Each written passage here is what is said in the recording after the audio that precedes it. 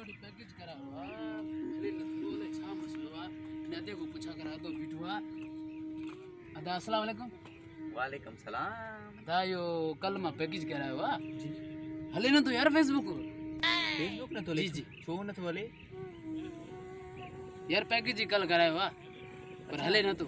के का करायो थी तो के चम सेटिंग करे न दा पैकेज बाबा केड़ो करायो होई यार हफ्ते और 2800 रुपए जो को आन हफ्तो अच्छा वो पैकेज करायो तुम घणा एमबी दींदो आ 8000 एमबी दीदो छो दींदो आ वो मां मिनत कंदो पेरे बंदो से या भी माके दे बाबा सेटिंग करे दे माके हले न तो समझ में अचई थो न तो मगज न खा यार मां जो सेटिंग फेसबुक जी करया या व्हाट्सएप जी सही असल में सब माके हलाड़ो हन अच्छा लोड केड़े का कराए हैं मां आपे पांजे करायो बाबा बाबा इस अल्लाह के समझ में अचे ठीक है मगज मां न चट यार मैं मगर छो चटीनम यार इस तगन अल्लाह के समझ अचे ठीक है ना आगते बने छो कनम बाबा टाइम ना अल्लाह के मन कर अरे बाबा समझे न तू अगर माके जो टच आलाना जेबो माउट हे नंदी हुजे हल बाबा लगे सिर के आगे मगज मां जो चटे तो सुगुलो खाम का परेशान क्यों थी यार पागल टच जे आप मैं ये जो लाया हल हल जी साहब जी 330 में किलो पैकेज में जो हुनी बिना से होते हिनी को पूछा करा अरे बाबा कल में वठी हम 300 रुपए में जानी ये की करे तो यार दोस्ती भेरा पिए तो अस्सलाम वालेकुम वालेकुम सलाम बिल्कुल यार मैं कल 300 में पान वठी माने ट्री मथे गी जाई मेहरबानी मां 2 मिनट गाला पो भाई फोन ते गाला तो हां ओदा माने मसलो है यार इनके खंड भी दे छरे यार माने 1 मिनट में तो गलाए तो बाद में पोर 1 मिनट सा मसलो आदा यार मैं कल पैकेज कराया हुआ हां तो 250 हले न फेसबुक मेहरबानी कर यार मगज फिरे तो मुझे यकीन करे मैं फेसबुक ना लायो हुआ कने कराई थी चमड़ा कल करायो तुम यार फेसबुक जो कराई जी फेसबुक भी यूट्यूब भी थी छो कराई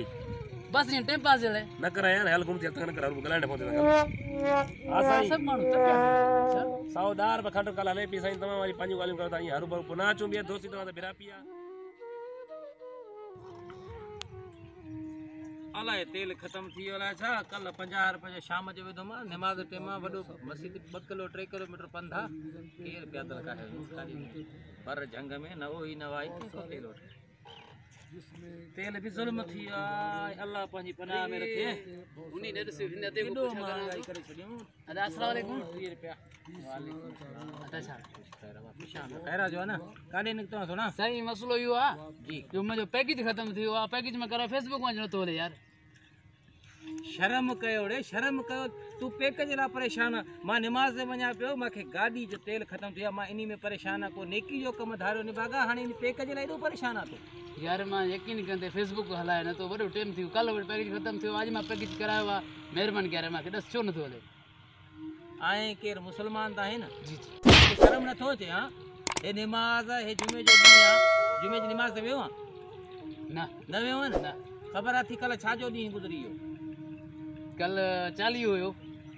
40 होयो न जी छाजो छाजला हुंदो आ 40 इमामन जो वो तू कल वए मजलिस ते वए न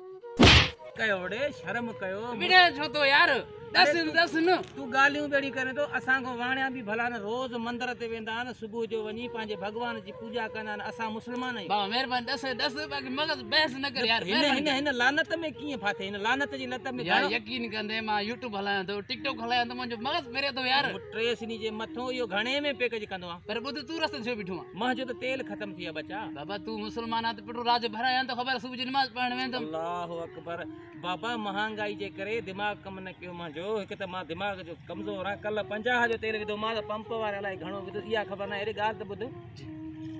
जुमे जे दी मानु नमाज से वेंदो आ सुबह जो उठी अल्लाह जी इबादत करदो आ मां घणा ही दिखान तो जरा खरेल माहौल वाला छोरा सुबह रात दी न वडे जो कदर न नंढे जो कदर घणे में पैकेज करायो था 250 रुपए वाह तो हले भी न तो